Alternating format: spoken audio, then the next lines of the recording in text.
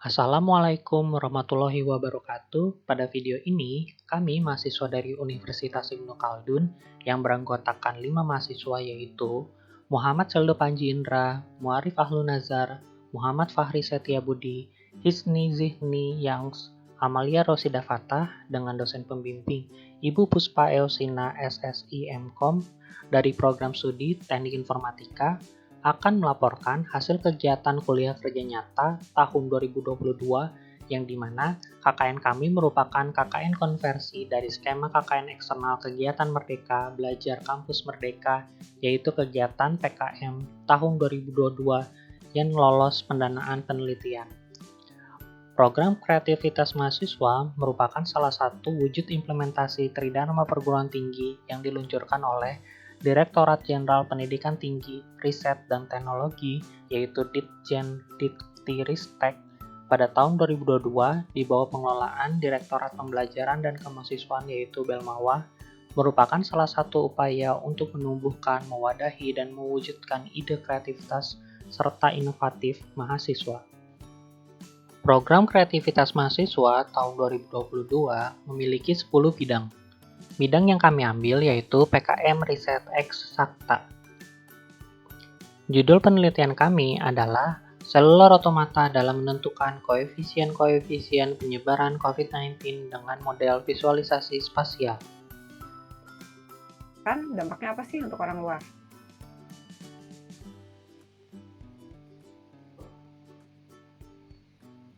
Ini manfaat.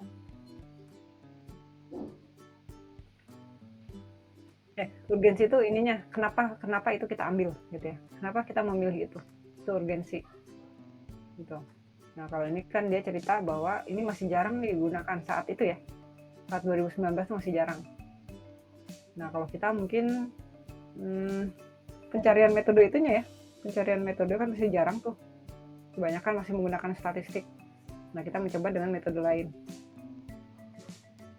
Metode yang bukan metode statistik kita gabungkan dengan machine learning nantinya. Tapi machine learning apa belum dipilih nanti deh. Apa mau regresi biasa atau mau neural network gitu ya. Ya udah, berikutnya tinjauan pustaka kan hanya gini aja nih. Tinjauan pustaka itu adalah teori-teori yang akan kita gunakan di penelitian kita. Jadi di sini ini kebetulan deep learning. Nanti kalau kita kan tentang seluler otomata, kemudian mungkin tentang data kasusnya sendiri ya. Kalau di sini kanker, kalau itu tentang COVID-nya sendiri mungkin kita cerita sifatnya gitu ya. Ya udah, terus dengan yang apa yang disebut dengan konstanta tadi gitu, yang transmisi rate, kemudian mortality rate itu kita sebutkan. Satu lagi dengan metode machine learning yang mau kita gunakan. Udah itu aja, nggak usah kemana-mana. Terus gimana nih mau kita ini kan data nyatanya gimana? Di sini ada nggak yang kena misalnya gitu. Nah itu yang kita rumuskan nanti, menghasilkan mungkin jadi data baru gitu ya, data yang kita bentuk dari hasil pengamatan seluler otomata ini gitu. Kita mainkan di situ sehingga kita menemukan kalau misalkan saya berada di sini, kemudian saya menggunakan ya, yang ini sakit, misalkan yang ini sakit, yang ini juga sakit. Maka state berikutnya jadi gimana nih saya gitu ya. Apakah ini nanti jadi meninggal atau yang ini itu malah sembuh yang di tengah-tengah sini. Itu nanti bisa kita hasilkannya nanti setelah Berdasarkan fakta yang didapat, penyebaran penyakit yang meluas menjadi pandemi COVID-19 di Indonesia memunculkan keinginan untuk memberikan rekomendasi penjelasan keilmuan yang tepat. Pada penelitian ini, penggunaan metode seluler otomata yang menerapkan prinsip ketetanggaan dengan titik pusat yang diasumsikan sebagai titik pertama kali terjadi penyebaran, lalu tetangganya yang diprediksi memiliki potensi penyebaran penyakit, dilihat dari nilai terbesar yang dimiliki untuk mengetahui tetangga mana yang akan mengalami penyebaran. Dengan kelebihan metode seluler otomata, akan diterapkan untuk mendapatkan hasil implementasi pada penelitian ini.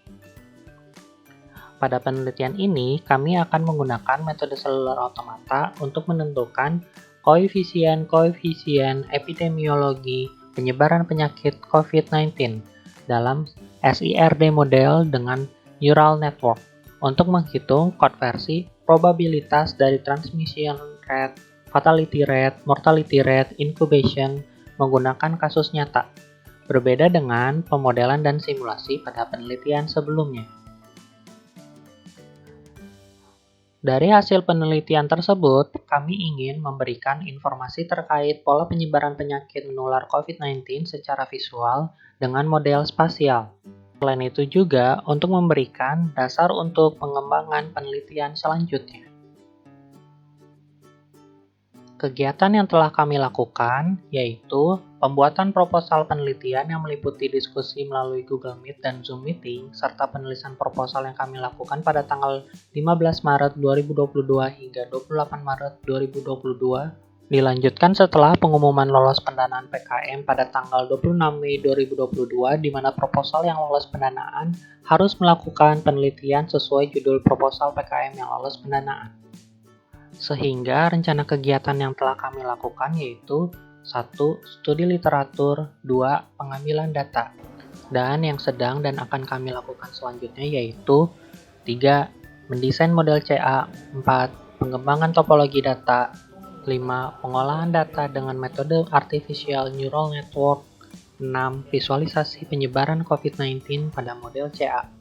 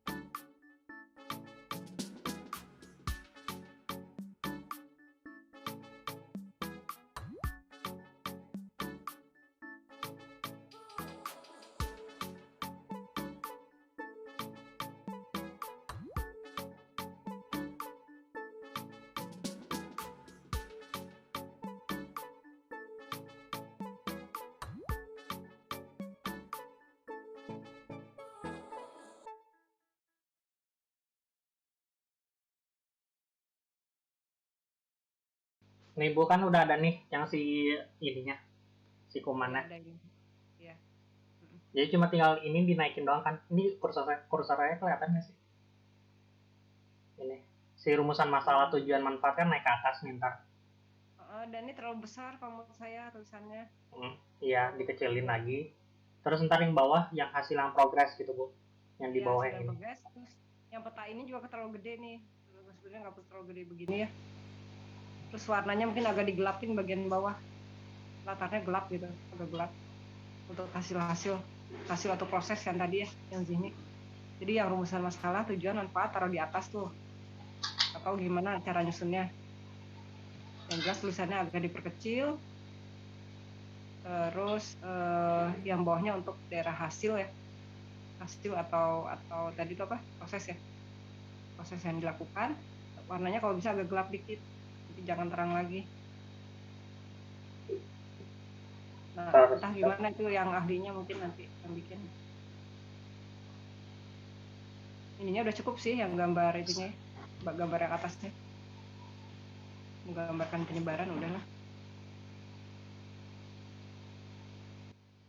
Background bawah digelapin, hurufnya dikecilin gitu. Udah gitu nambahin abstrak sama nanti yang hasil progres. Iya. Oke, udah saya catat. Nah, yang hasil proses gambar ya berupa bagan-bagan gambar. Latar belakangnya tuh ini Bu, kan jadi kayak dia bahas cuma tentang kayak laut Indonesia. Jadi cuma kayak latar belakangnya ya udah Indonesia aja kan. Naruhnya enak banget kalau kita kan ibaratnya apa maksudnya kayak teori gitu. Iya.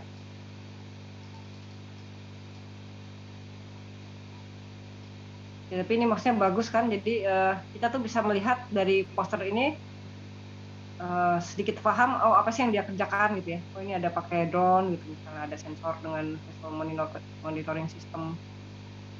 Dia terapin di Indonesia, dia gambarin peta Indonesia kayak gitu kan. Ini ada itunya tuh per poin-poin. Nah maksudnya kayak gini, jadi nanti Zihni juga bikin kayak gini Zihni. Yang tadi per prosesnya itu ya, pengumpulan data nanti gambarnya seperti apa, harus ngapain gitu. Nanti hasilnya itu jadi berupa grafik, terus ada yang tadi petanya Seldo tadi yang titik-titik. Tapi kalau yang KKN maksudnya belum ibaratnya kan posternya tuh masih kayak apa ya? Belum Masih rancangan. iyalah ibaratnya udah 70% lah buat yang nanti acara PKN gitu ya Bu ya. Ya. Di ini aja dibikin-bikin dulu sebisanya aja ya. Maksudnya gitu. Soalnya saya sih maksudnya yang poster belum pengen selesai gitu. Maksudnya jadi udah yang ngumpulin KKN ini udah kelar. Yang poster yang ini tetap saya lanjutin gitu Bu. Pengen Iya. benar-benar yang hasil akhir dari yang udah kita penelitian gitu. Oh iya, kan kalau sekarang yang KKN itu memang menceritakan kegiatan, memang poster kegiatan. Jadi bikin posternya itu 2 gitu. Kalau tapi ntar bakal dilanjut gitu.